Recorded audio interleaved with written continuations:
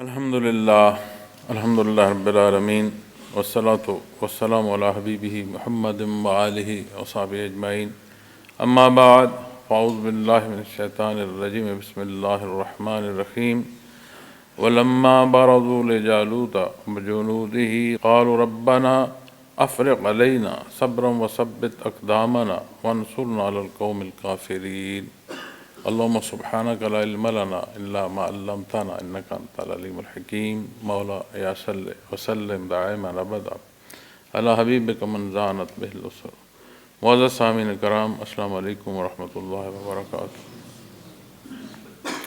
شاید باری تعالیٰ ہے، اور جب وہ جالوت اور اس کے لشکروں کے مقابل آئے تو انہوں نے کہا اے ہمارے پروردگار، ہم پر صبر نازل فرمائیے اور ہمارے قدم جمائے رکھیے اور کافروں کی قوم پر ہماری مدد فرمائیے۔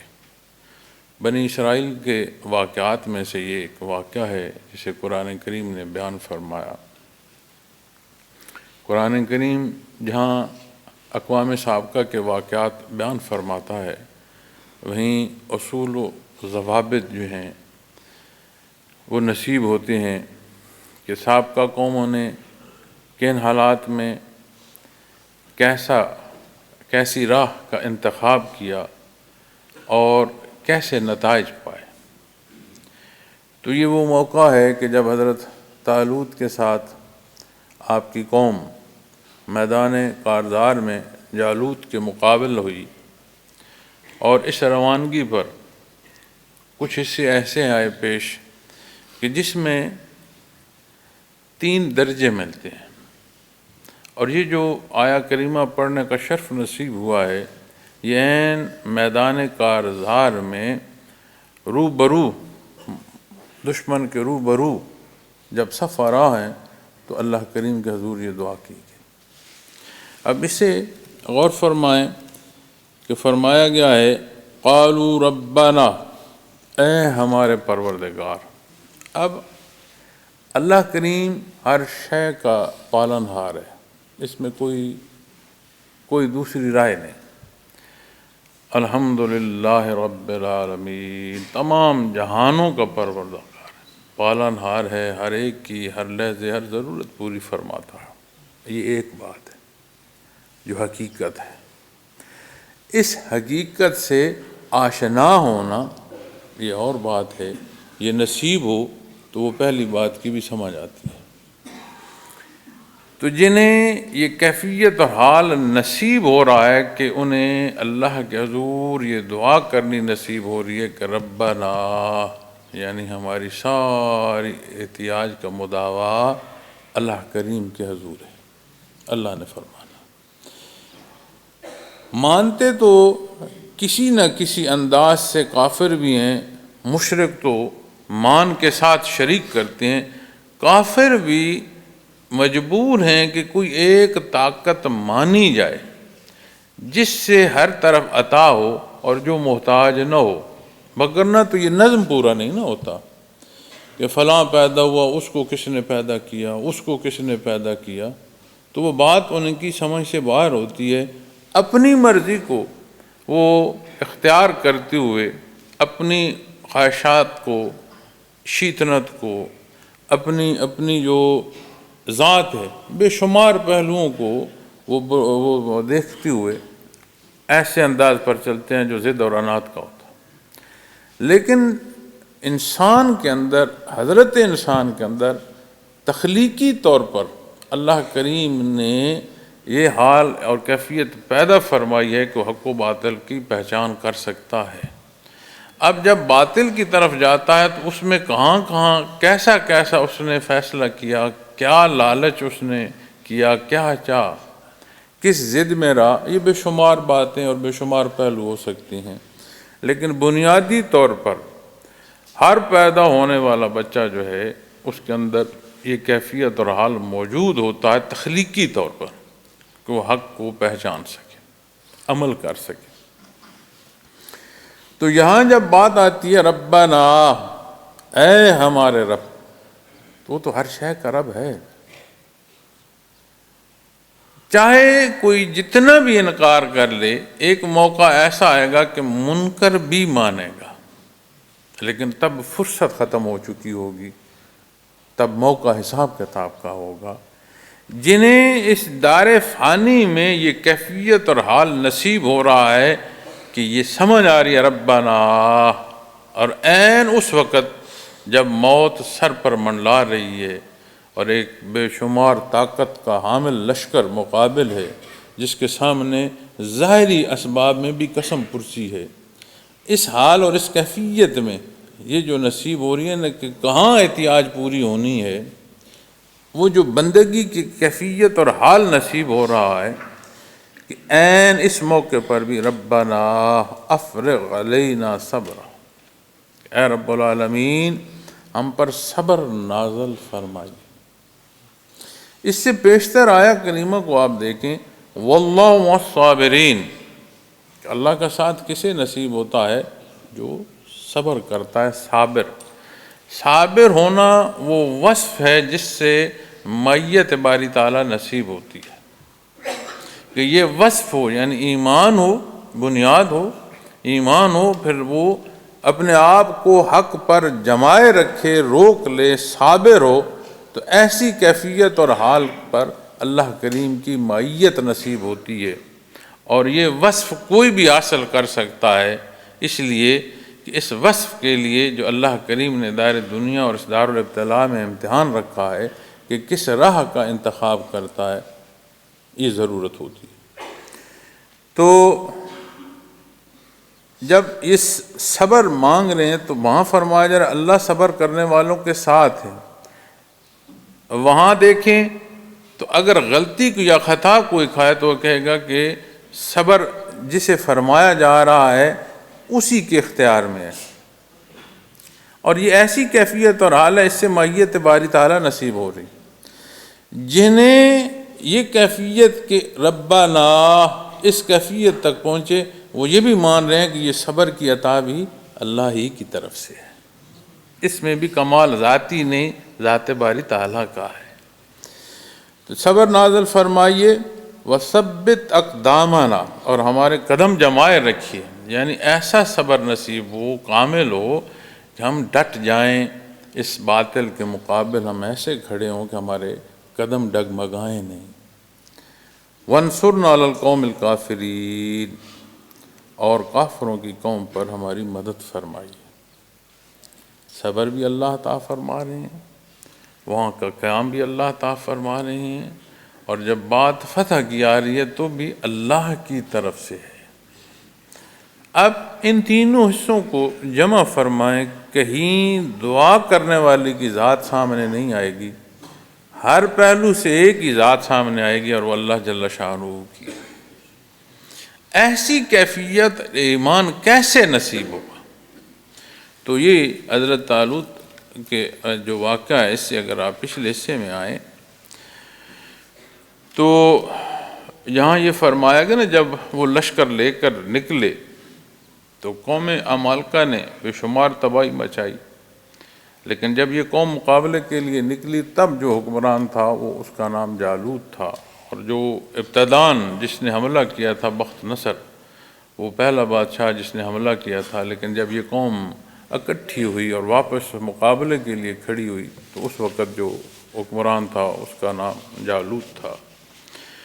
تو فرمایا گیا ہے قرآن کریم اس واقعے پر، فلما فصل طالوت بالجنود قال ان اللہ مبتلیکم بنہر، پھر جب طالوت لشکروں کو لے کر چلے تو فرمایا بے شک اللہ تم کو نہر سے آزمائیں گے۔ اب نہر جو ہے، پانی جو ہے، وجودی ضرورت ہے، اور دنیا کے اسباب میں یہ جو پانی ہے اسے اللہ کریم نے بڑی بنیادی حیثیت رکھی ہے کہ یہ زندگی کا سبب ہے، اور وجودی ضرورت ہے، پانی زندگی کا سبب ہے، لیکن جو ایمان اللہ کا پر ہے وہ اس درجے کا ہو کہ اسے یہ دنیا کی ضروریات یا تکمیل ضرورت سے کوئی غرض نہ رہے، ایک ہی غرض ہو کہ میرے اللہ کریم کا حکم کیا ہے۔ اب مفسرین کرام اس واقعے میں جو لکھتے ہیں کہ انہوں نے دعا مانگی پانی کی، انہوں نے دعا مانگی کہ یہاں سے نہر ہو، وہاں پہلے نہر تھی، تو مختلف پہلو بیان فرمائے گئے، لیکن جو بات بنیادی ہے ان کا مانگنا یا ان کا چاہنا بنیادی بات نہیں ہے، بنیادی بات ہے اللہ کا حکم کیا ہے۔ اب یہ بھی پہلو ہو سکتا ہے کہ بے شمار مخلوق جمع ہو گئی، اسی مخلوق میں وہ لوگ بھی تھے جو حضرت طالوت پر معترض تھے کہ یہ ہم جیسے تو ہیں نہیں، صاحب حیثیت بھی نہیں ہے، خاندان میں بھی کوئی ایسی روایت نہیں ہے کہ حکمران ہو، تو آپ انہیں ہم پر بادشاہ کیوں مقرر کرتے ہیں۔ اب وہ جو متذبذب یا مخالف کیفیت کے حامل لوگ ہیں، میدان کارزار میں جائیں گے تو عین موقع پر دھوکہ بھی دے سکتے ہیں۔ تو اس حکم سے جہاں آزمائش ہے وہاں ایک چھاننا بھی لگ رہا ہے کہ جہاں کیفیت درست نہیں ہے وہ بیچ میں سے لوگ ہٹتے چلے جا رہے ہیں، اور جو بچتے چلے جا رہے ہیں، بچ رہا ہے مجمع، وہ خالص ہوتا چلا جا رہا ہے۔ چونکہ جب بھٹی پر آگ بڑھتی ہے تو بھٹی پر رکھی شے جو ہے اس میں سے جتنی میل ہو وہ نکلنا شروع ہو جاتی ہے، اور اصل جو ہے وہ رہ جاتی ہے، میل تیر کر اوپر آ جاتی ہے۔ تو اب بے شمار پہلو ہو سکتے ہیں کہ اس بھٹی اور اس آزمائش کے گرمی ہے، پیاس ہے، مقابلے کو جا رہے ہیں، سفر ہے، اور اس میں فرما دیا کہ اس نہر سے پانی نہیں پینا، ہاں جو پانی چلو بھر پی لے اس کی خیر ہے، لیکن سیر ہو کر پانی نہیں پینا۔ تو فرمایا، پہلے بتایا کہ اس نہر سے آزمائیں گے، فمن شرب منہ فلیس منی، پھر جو اس میں سے پی لے گا وہ میرے ساتھیوں میں نہیں ہے۔ بڑا واضح فرمایا، آزمائش بھی ہوگی، اور اس پر جو نتیجہ آ رہا ہے کہ جو اس آزمائش میں پورا نہ اترا وہ فرمایا مجھ سے نہیں، ہمارے ساتھ نہیں ہوگا، ہم میں سے نہ ہوگا، تو آپ کے ساتھیوں میں سے اسے نکال دیا جائے گا۔ وَمَن لَّمْ يَطْعَمْهُ فَإِنَّهُ مِنِّي إِلَّا مَنِ اغْتَرَفَ غُرْفَةً بِيَدِهِ، اور فرمایا اور جو کوئی اسے نہیں چکھے گا تو وہ میرا ساتھی ہوگا، سوائے اس کے کوئی اپنے ہاتھ سے چلو بھر لے، یعنی قطعاً منع نہیں ہے، سیر ہو کر نہیں پی سکتے، ہاتھ سے کوئی چلو بھر پانی پی لے تو حرج نہیں۔ اب ایک مجمع چلا ہے، آواز ایک ہے، کیفیت اور حال ایک نہیں ہے۔ اب فرما دیا گیا کہ یہ آزمائش ہے اور اس آزمائش پر یہ نتائج، فَإِنَّهُ مِنِّي إِلَّا مَنِ اغْتَرَفَ غُرْفَةً بِيَدِهِ، اب فرما دیا گیا کہ کون ہوگا جو ساتھی گنا جائے گا، اس پر عمل کرے گا، ہاں اتنی گنجائش ہے کہ کوئی چلو بھر پانی پی لے ہاتھ سے، تو کیا پھر واقعہ کیا پیش ہے؟ فَشَارِبُوا مِنْهُ إِلَّا قَلِيلًا مِّنْهُمْ، پھر ان میں سے سوائے تھوڑے لوگوں کے سب نے اس سے پی لیا۔ مفسرین کرام فرماتے ہیں کہ جنہوں نے حکم عدولی کی وہ پانی پیتے جا رہے ہیں، پیاس بڑھتی جا رہی ہے، پانی پیتے جا رہے ہیں، پیاس بڑھتی جا رہی ہے، اور اتنا پانی پیا کہ ان کے جو ہے پیٹ پھول گئے، وہ تو چلنے قابل نہ رہے، لیکن پیاس ہے کہ بجھ نہیں رہی۔ جنہوں نے ہاتھ پہ لے کر پانی پیا، مفسرین کرام لکھتے ہیں کہ وہ ایک ہاتھ کا پانی جو ہے اس نے ان کی پیاس بجھا دی۔ دیکھو نا، مالک کو چھوڑا، اس کا حکم چھوڑا، مسبب الاسباب ہے، سبب پر آ کر بیٹھے، تو اس سبب کا سبب ہونا بھی تو اس کے دست قدرت میں ہے۔ پانی پیاس بجھانے کو اس نے بنایا، یہ وصف پانی کو بھی تو اسی نے دیا ہے۔ وہ یہ وصف لے تو پانی پیاس نہیں بجھا سکتا، چونکہ پانی کا وصف ذاتی نہیں ہے، اللہ کی عطا۔ تو اسی طرح جسے حکم دیا جا رہا ہے اس کی حیات یا وجود بھی ذاتی نہیں ہے، وہ بھی اللہ کی مخلوق ہے۔ تو جب یہ کیفیت نصیب ہو کہ جو کچھ ہے میں ہوں یا گرد و پیش ہے سب اللہ کا ہے، اس کیفیت کی ابتدا جو یہ کہاں پہنچاتی ہے؟ ربنا، اے ہمارے رب، اور رب تو ہر ایک کا ہے۔ جو انکار یا کفر کر رہے ہیں، مان تو کہیں نہ کہیں کسی نہ کسی پہلو سے وہ بھی رہے ہیں، تو جو ماننے والا ہے وہ اس کیفیت تک نہ پہنچے ربنا، تو پھر سمجھ آتی ہے کہ حکم عدولیاں ہیں زندگی میں۔ بات بنی اسرائیل کی ہے، ان پر حملے کی ہے، اس کے جواب کی ہے، لیکن اصول قیامت تک مخلوق کو اس سے نصیب ہوتا رہے گا۔ تو پہلا حصہ جو تقسیم ہوا وہ کون ہوئے؟ مجمع چل پڑا، لیکن پہلی جو بات آئی پہلی امتحان میں ایک مخلوق ہے، اکثریت، یہ فرمایا گیا نا کون سے بچے؟ الا قلیل منہم، ان میں سے تھوڑے بچے، یعنی اکثریت نے پانی پی لیا، حکم نہیں مانا، رہ گئے وہاں پر۔ پھر اگلا حصہ بیان فرمایا فلما جاوزہ هو والذین آمنوا معه، اور پھر جب حضرت طالوت کے ساتھ جو بچے اور ایمان والے لوگ جو ان کے ساتھ تھے اس کے پار اترے، یعنی جو پانی پیا وہاں ایک حصہ تقسیم ہو گیا، رہ گیا۔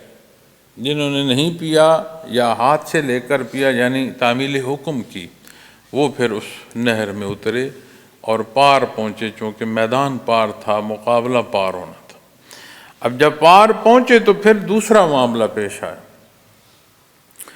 قالوا لا طاقت لنا اليوم بجالوت وجنودہ، آج تو ہم تھک ہار گئے ہیں، بڑا سفر ہو گیا ہے، آج تو ہم میں طاقت ہی نہیں رہی کہ ہم مقابلہ کریں۔ جنہوں نے پانی پیا انہوں نے سیدھا حکم عدولی کی کہ پانی سے آزمائے جاؤ گے، تھوڑا لے سکتے ہو، ہاتھ سے سیر ہو کر نہیں پی سکتے، سیدھا حکم عدولی کی۔ جو پار پہنچے جنہوں نے تھوڑا پانی پیا، جب مقابلے پر پہنچے تو مقابلے پر آ کر مقابلے سے انکار نہیں کیا۔ یہ بھی جو کہہ رہے ہیں کہ مقابلے کی طاقت نہیں ہے، یہ نہیں کہہ رہے آج نہیں لڑ سکتے، کلی طور پر انکار نہیں کر رہے لڑنے سے، لیکن اقرار نہیں کر رہے، تو گئے تو مقابلے کے لیے ہیں۔ اور دشمن صف آ رہا ہے، وہ کہے گا کہ آپ آرام کر لیں، تھکے ہارے آئے ہیں، آپ اپنی طاقت بحال کر لیں، اپنا اسلحہ لحاظ کر لیں، پھر آ کر لڑ لیتے ہیں۔ تو کبھی ایسا تو میدان میں نہیں ہوتا، لیکن کلی انکار نہیں کر رہے۔ اب وہاں اس لشکر کی ہیبت ہے، تعداد کا اثر ہے، ان کے اسلحہ جو جس طرح وہ لیس ہیں اس کا اثر ہے، بے شمار پہلو ہیں۔ پھر کتنی مخلوق ہے جو راستے میں رہ گئی، بندہ ایک دوسرے کا آسرا ہوتا ہے کہ ہاں بھائی اتنے لوگ ساتھ ہیں، اکٹھے ہوں گے، دیکھا جائے گا جو ہوگا۔ جب تعداد کم ہونا شروع ہو جائے تو بھی ایک حوصلہ ٹوٹنا شروع ہو جاتا ہے کہ ہم تو کمزور ہو گئے، پہلے کمزور تھے، عددی طور پر اور کمزور ہو گئے، تو کیسے لڑیں گے؟ لیکن کلی انکار نہیں کر رہے، میدان تک پہنچ گئے اور کہہ رہے ہیں کہ کچھ سبب دیکھ رہے ہیں۔ تو کیا کہہ رہے ہیں کہ اس پار اترے تو کہنے لگے لا طاقت لنا اليوم بجالوت وجنودہ، آج ہم میں یہ طاقت نہیں ہے کہ اس لشکر کے ساتھ لڑ سکیں۔ اب دوسرا حصہ تقسیم ہو گیا، پھر تیسرا حصہ یہاں بیان فرمایا گیا، قال الذین یظنون انہم ملاقو اللہ۔ اب تیسرا حصہ فرمایا جو اللہ سے ملاقات پر یقین رکھتے تھے، جو اللہ پر ملاقات کا یقین رکھتے تھے، انہوں نے کہا کم من فئۃ قلیلۃ غلبت فئۃ کثیرۃ باذن اللہ، کہ کتنی تھوڑی جماعتوں نے اللہ کے حکم سے بڑی جماعتوں پر غلبہ پایا، واللہ مع الصابرین، اور اللہ صبر کرنے والوں کے ساتھ۔ وصف بیان فرمایا، یہ تین حصے بیان ہوئے۔ اور جنہیں اللہ سے ملاقات، اللہ کریم کی ذات تو ہر جگہ ہر لحظے موجود ہے، جیسے شان ربوبیت سے تمام مخلوق مستفیض ہو رہی ہے، اس میں نور ایمان اور نور ایمان کی ترقی یہ ادراک عطا فرما رہی ہے کہ وہ دعا کر رہے ہیں عین موت کو دیکھتے ہوئے سامنے، ربنا، ہر شے اس کے دستے قدرت۔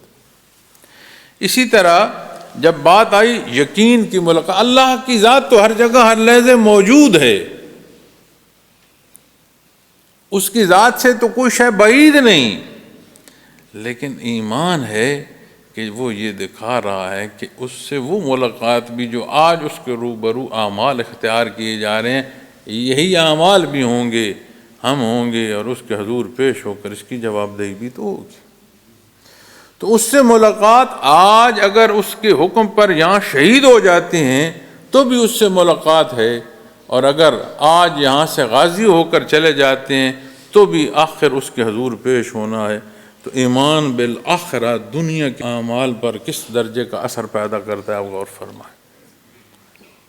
کوئی بھی عمل غلط جب کوئی اختیار کرتا ہے تو ہم اسے کہتے ہیں کہ تمہیں آخرت سے ڈر نہیں لگ رہا، قبر میں نہیں جانا، یہ جو ظلم ڈھا رہے ہو تمہیں ڈر نہیں لگ رہا کہ اللہ کو اس کا کیا حساب دو گے؟ اور ایمان ہو تو بندہ پہلے کہہ رہا ہوتا ہے کہ میں یہ غلط معاملہ اختیار نہیں کر سکتا، بھائی میں نے قبر میں بھی جانا ہے، اپنے اللہ کا حضور پیش ہونا ہے، یہ حساب میں نہیں دے سکتا۔ تو ایمان بالآخرہ جو ہے وہ دار دنیا کی زندگی پر اس درجے کا اثر پیدا کرتا ہے کہ اعمال درست ہو جاتے ہیں، غلطی اور کوتاہی سے بندہ اجتناب کرتا ہے۔ اور جو کیفیت نصیب تیسرے درجے میں ہو رہی ہے، وجودی ضرورت یا حیات کی ضرورت پانی ہے، فرمائش سے آزمائے جاؤ گے، نہیں پینا نہیں پیا، پانی بھی اللہ کا، وجود بھی اللہ کا، اور وجود کی ضرورت بھی اس نے پیدا فرمائی۔ جنہوں نے پیا دنیا کی جو ضرورت ہے وہ بھی پوری نہ ہوئی، پی بھی لیا، حکم عدولی بھی ہو گئی، اور وہ پیاس بھی نہ بجھی۔ پھر جنہیں میدان کارزار تک پہنچنا اور پھر اس حالات سے انہوں نے خوف کھایا، بات وہاں نہ رکی۔ جنہوں نے عین اس خوف کی حالت میں اپنا اللہ کے حضور اپنا آپ پیش کر دیا، انہیں یہ نصیب ہوا۔ ربنا، رب تو ہر شے کا ہے، ہر لحظے موجود ہے، ہر ضرورت پوری فرما رہا ہے، یہ کیفیت اور حال نصیب ہو کہ ربنا، اے ہمارے رب۔ بڑا اللہ کا کرم اور احسان ہے کہ یہ کیفیت نصیب ہو۔ تو پہلے حصے کو اگر ہم دیکھیں تو اس پر علماء جب لکھتے ہیں وہ کہتے ہیں یہ حصہ ناقص ہے، دعوت تو ہے، اعمال ساتھ نہیں ہے، یہ حصہ ناقص ہے، صرف دعویٰ ہے، اس دعوے کے ساتھ اعمال نہیں ہیں۔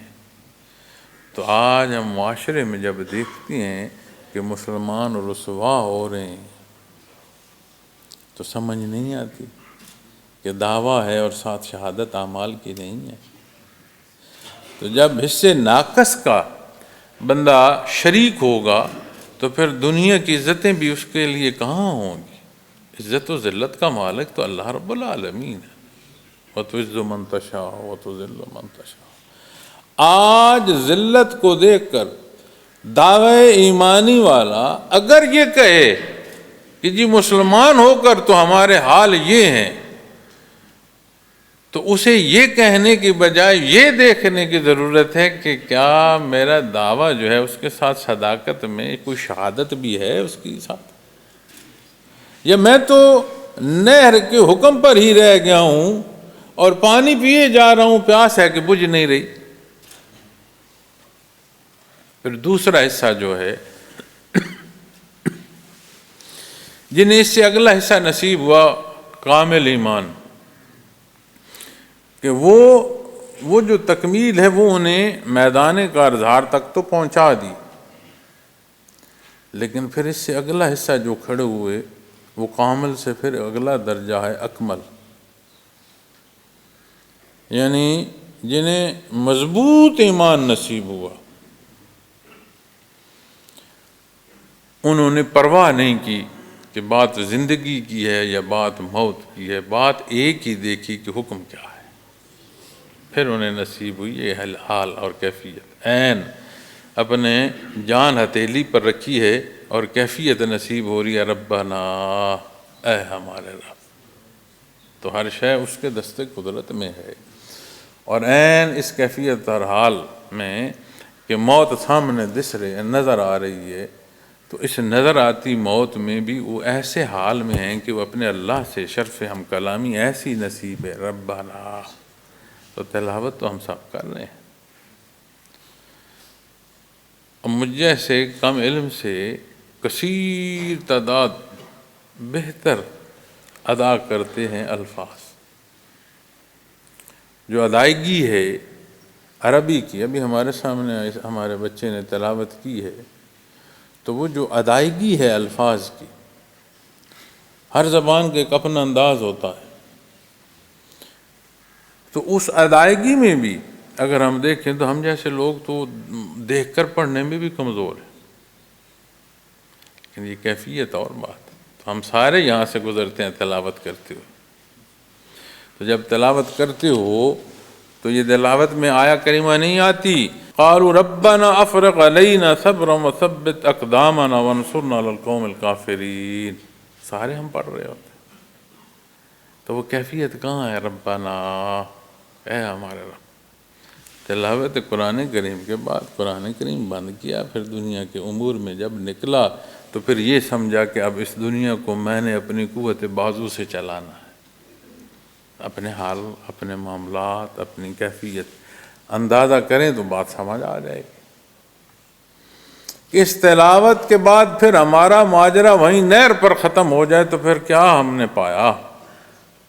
اور وہ جنہیں یہ ایمان کی کیفیت نصیب ہو رہی ہے کہ عین میدان کارزار میں وہ اللہ سے دعا کر رہے ہیں کہ ربنا افرغ علینا صبرا وثبت اقدامنا، کہ ایسا صبر عطا فرما بار الہ کہ تیرے حکم پر جہاں کھڑے ہیں یہاں ایسے جم کر کھڑے ہیں، اور وانصرنا علی القوم الکافرین، اور کافروں کی قوم پر ہماری مدد فرما۔ تو اختیار تو اللہ کا ہے۔ تو معزز سامعین کرام، ان تین حصوں کا جائزہ لینا یہ ہماری ضرورت ہے، چونکہ اس واقعہ جو بنی اسرائیل کا ہے، اس کا بیان فرما دینا یا اس سے آشنائی، یہ بات یہاں مقصد پورا نہیں کرتی۔ تو ان تین کیفیات میں سے ناقص دیکھا جائے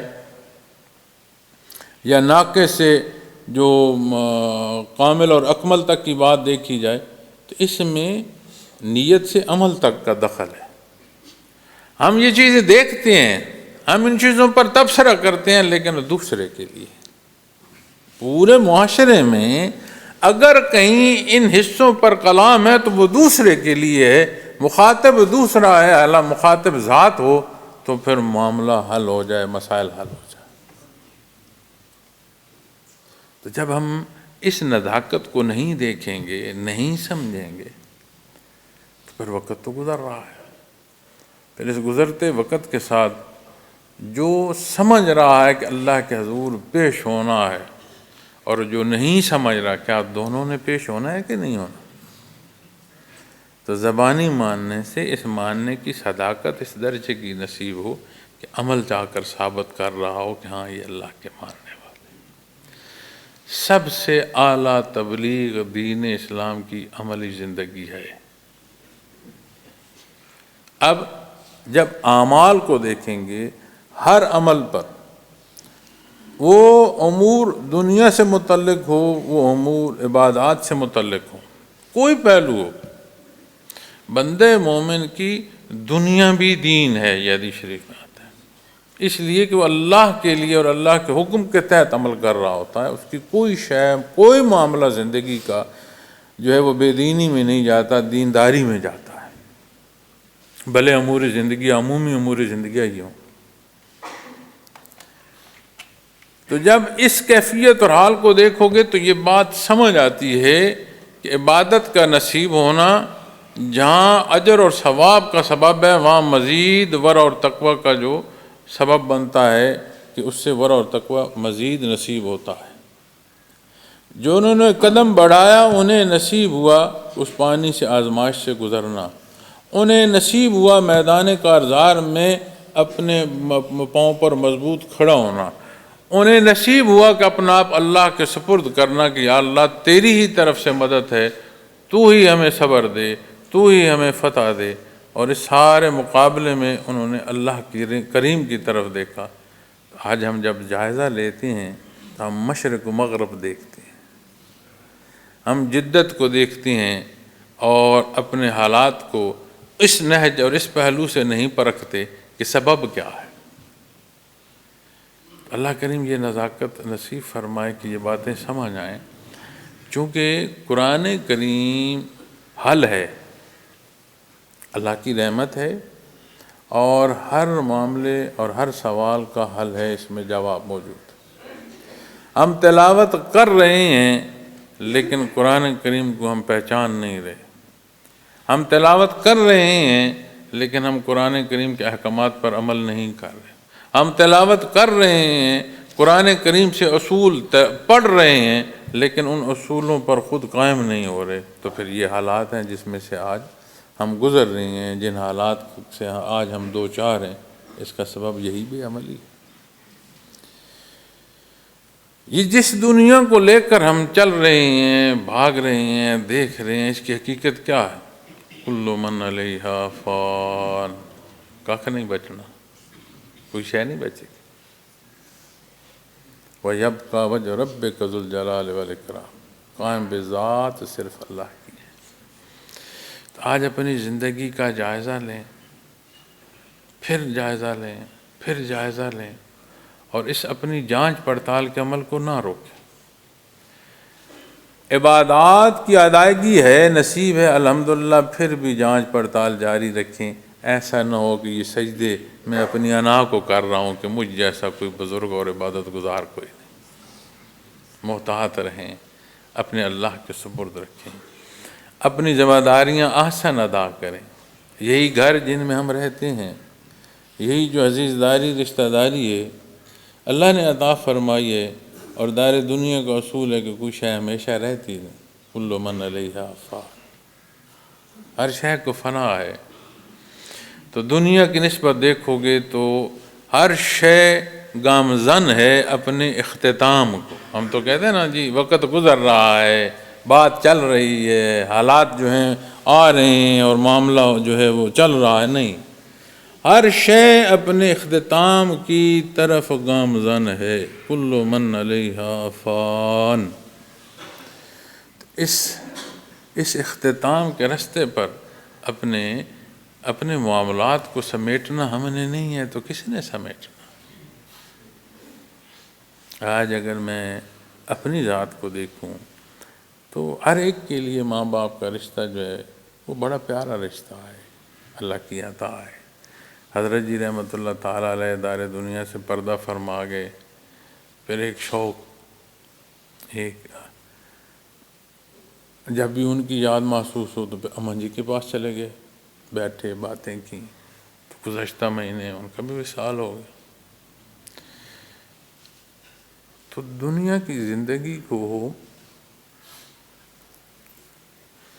دیکھیں تو ماں باپ گھر کی برکت ہوتے ہیں، گھر کا وزن ہوتے ہیں، گھر کا جوڑ ہوتے ہیں۔ غور کرنا، ماں باپ گھر کا وزن بھی ہیں، گھر کی برکت بھی ہیں، گھر کا جوڑ بھی ہیں۔ کیا مقام اللہ نے انہیں عطا فرمایا۔ ہمارے ہاں تو ایک رواجات ہیں نا کہ ہم لیے بیٹھتے ہیں، ماں کے پاؤں کے نیچے جنت ہے، جہاں سے دیکھو ماں کی دعا ہے، ماں کی دعا۔ ماں کا بے شمار بڑا مقام ہے۔ رواجوں میں جاؤ گے تو پھر باپ کے رشتے کو بھول جاؤ گے۔ انت و مالک لابیک او کما قال محمد رسول اللہ صلی اللہ علیہ وسلم، جس کی ملک فرمایا کہ تو باپ کی ملک ہے، تو تیرا مال ہے، جیسے چاہے وہ خرچ کرے۔ مال نہیں صرف فرما، انت، صرف مال نہیں، تو بھی۔ تو یہ جو رواجات کی نظر ہو کر ہم رشتوں کا تقدس بھی کھو رہے ہیں، تو ہمیں کہاں جا کر سمجھ آئے گی کہ ہم نصیب و ربنا، اے ہمارے رب، کہاں نصیب ہوگا۔ تو جہاں جن گھروں سے یہ بزرگ ہستیاں برزخ منتقل ہو گئی ہیں، اللہ ان کی حفاظت فرمائے، اور ہمارے ان پیارے جانے والوں کی کمی بیشیاں معاف فرمائے، انہیں جنت الفردوس عطا فرمائے، آسانیاں عطا فرمائے، اور جن کے ماں باپ ہیں یا ان میں سے کوئی ایک ہے، اللہ انہیں حیا دے اور یہ توفیق دے کہ ان کی خدمت کر سکے۔ تو یہ باتیں سمجھ نہیں آتی۔ ایک عمر ہوتی ہے جب بندہ بالعموم بات کر رہا ہوں، ورنہ تو لوگ یتیمی کی حالت میں بھی پیدا ہوتے ہیں کہ دادا تو کجا، باپ بھی فوت ہو گیا ہوتا ہے پیدائش سے پہلے، لیکن عمومی زندگی کی بات کر رہا ہوں کہ بچپنے میں بندہ دیکھتا ہے کہ دادا دادی، نانا نانی، یہ بڑے رشتے جو عمر کے ہیں انہیں دیکھتا ہے، وہ فوت ہوتی ہیں، دکھ ہوتا ہے، لیکن دکھ کی جو ادراک ہے وہ نہیں ہوتا۔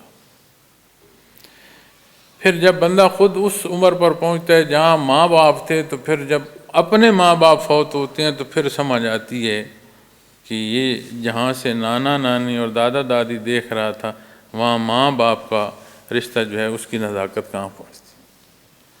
تو آج ہمارے سامنے سے ہمارے والدین گزر گئے، اس درد کی ہمیں سمجھ آ رہی ہے، شاید ہمارے بچوں کو یہ درد اس درجے کا محسوس نہ ہو۔ کل جب وہ ہماری جگہ پہنچیں گے اور ہماری چارپائیاں اٹھائیں گے، پھر انہیں سمجھ آئے گی کہ یہ درد، یہ تکلیف کیا ہو۔ تو جہاں ہو کوشش کرو کہ یہ رشتے جہاں سلامت، ہر رشتے کی قدر کرو، ہر رشتے کی قدر کرو، اس لیے کہ رشتے اللہ نے بنائے۔ ہر رشتے کے لیے جو اللہ کریم نے اصول دیے ہیں، ان اصولوں کو اختیار کرو۔ جہاں والدین کے ساتھ لحاظ ہے، وہاں اپنے اہل عیال کا بھی خیال رکھو۔ اپنی جو احساس ذمہ داری ہے وہ سلامت ہونی چاہیے، نہیں تو یہ زندگی گزر رہی ہے۔ یہاں بھی مجھے یاد ہے جب یہ تعمیر ہو رہا تھا دارالعرفان، تو وہ میری آنکھوں کے سامنے ہے ایک ایک معاملہ۔ یہ تعمیر ہو رہا ہے، لیکن ایک ایک اینٹ لگانے والے یہاں سے جو ہیں وہ گزرتے گزرتے گزر گئے دار دنیا سے۔ یہیں اسی چھت کے نیچے کتنے لوگ اللہ اللہ کرتے رہے ہوں گے، رکوع سجود میں محو رہے، آج ہمیں نہیں ہے۔ اللہ کو منظور ہوا جانے یہ چھتیں کب تک ہوں، اور ہم میں سے کون ہو اور کون نہ ہو۔ تو یہ جو اختیار آج ہے ہمارے پاس کہ ہم نے کس راہ کا مسافر ہونا ہے، اختیار یہ نہ سمجھو کہ میرے دستے بازو سے دار دنیا جو ہے اس کے شب و روز بدلنے ہیں، نہیں۔ فیصلہ تم ہی نے کرنا ہے کہ پانی پینا ہے چلو بھر جا سیر ہو کر پینا ہے، میدان کارزار کی طرف تم ہی نے قدم اٹھانا ہے نا۔ وصف ہے نا صبر، یہ وصف ہے کہ یہ وصف ہو تو اللہ کی معیت نصیب ہوتی ہے۔ یہ وصف کیسے نصیب ہو؟ جنہیں اس راہ کی مسافت طے کرنا اللہ نصیب فرمائے، انہیں صبر کی بھی سمجھ آتی ہے کہ یہ بھی اللہ کی عطا سے ہے۔ وصف بندے کا ہے، بندے میں یہ وصف پیدا ہو تو اللہ کی معیت نصیب ہوتی ہے، لیکن یہ سمجھ لینا کہ یہ وصف کیفیت یا حال میرا ذاتی ہے، یا پھر خطا ہو جاتی ہے، بات تو ساری اللہ کی طرف چلی گئی۔ تو اس لیے اپنے اس وقت کو، اپنی اس زندگی کو، اپنی اس فرصت کو اعلیٰ استعمال کریں۔ یہ خرچ ہونا ہے، اس کا خرچ اعلیٰ ہو، جائز ہو، کچھ نہ ہو۔ اگر ایک آواز یا ایک درست قدم اس پورے معاشرے کی روش میں کوئی فرق نہیں ڈال سکتا، ہمیں اس سے غرض نہیں ہے۔ ہم مکلف نتائج کے نہیں ہیں، ہم مکلف تعمیل حکم کے ہیں، اور یہی تعمیل حکم ہمیں ربنا کی کیفیت سے آشنا کرے گا۔ اپنی عبادات پر توجہ دیں۔ ہماری بے کیف بے روح سجدے ہمارے اعمال پر اثر نہیں پیدا کر رہے، تو یہ ہو نہیں سکتا کہ رکوع سجود نصیب ہو اور وہ اثرات اعمال تک نہ آئے۔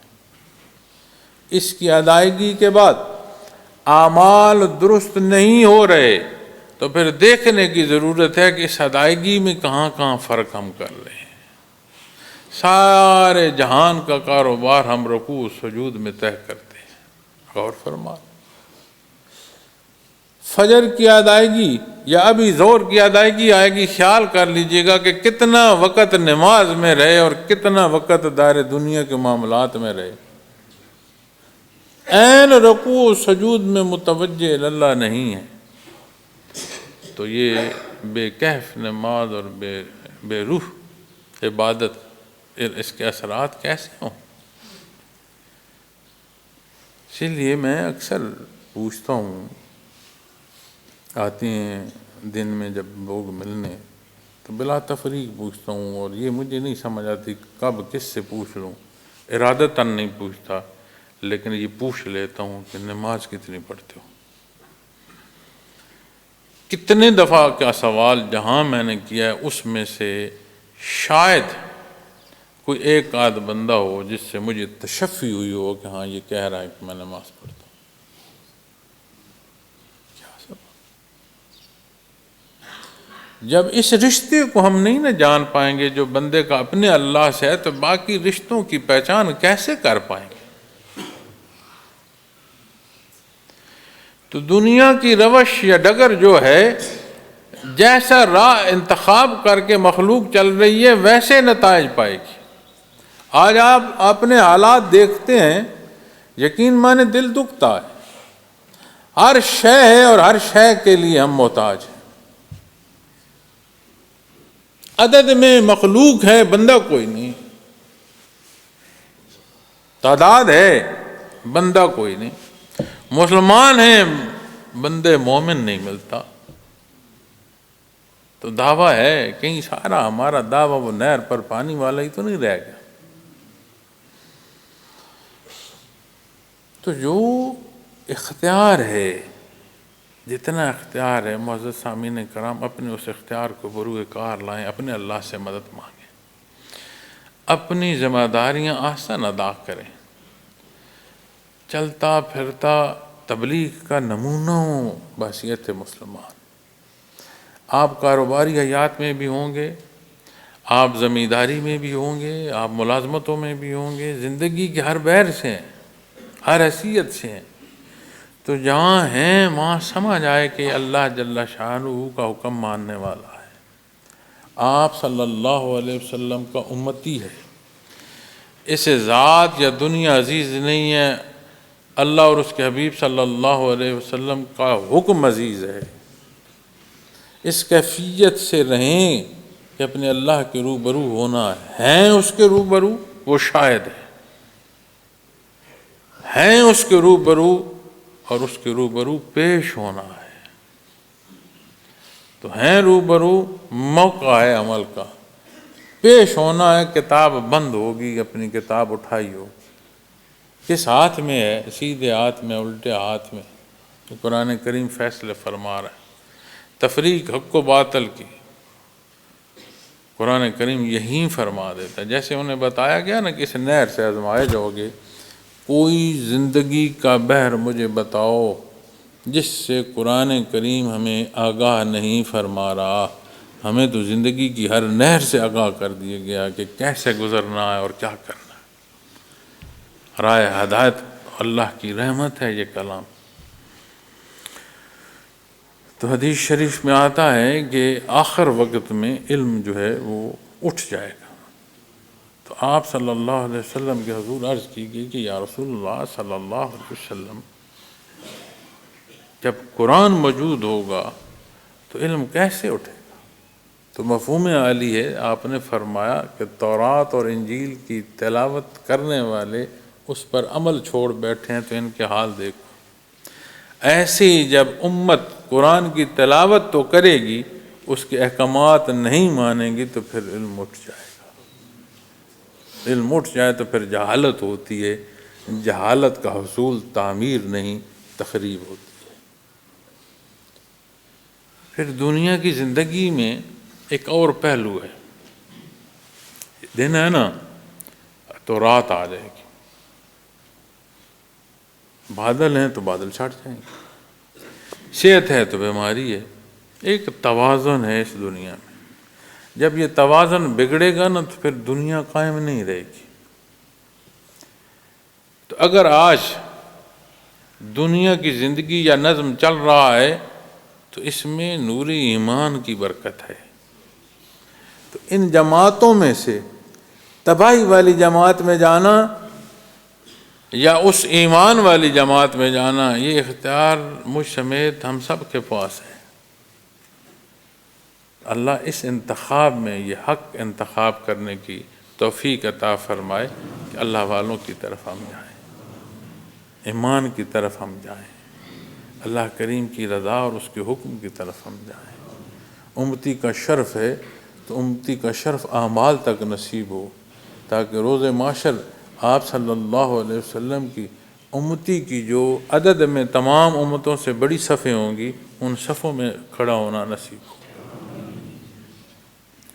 اللہ کریم میرا اور آپ کا حامی و ناصر ہو، ہماری غلطیاں اور گناہ معاف فرمائے، اس امت پر رحم فرمائے، اس ملک اور اس قوم پر رحم فرمائے، ہمیں اچھے کی توفیق دے، اور جو کچھ جو نظم کیا جا رہا ہے جب اس کو دیکھتے ہیں لگتا ہے ایسے ہی ہے کہ ہم وہ قوم نہر پر ہی بیٹھنے کو تیار ہے، تو جب تک ہم اپنے اعمال اور راستہ درست نہیں کریں گے تو نتائج درست نہیں ہوں گے۔ اللہ یہ توفیق بخشے کہ ہم درست فیصلے کریں، درست راہ کا انتخاب کریں، اور مقدم اللہ کی ذات ہو، اتباع آپ صلی اللہ علیہ وسلم کا نصیب ہو۔ وآخر دعوانا الحمد للہ رب العالمین۔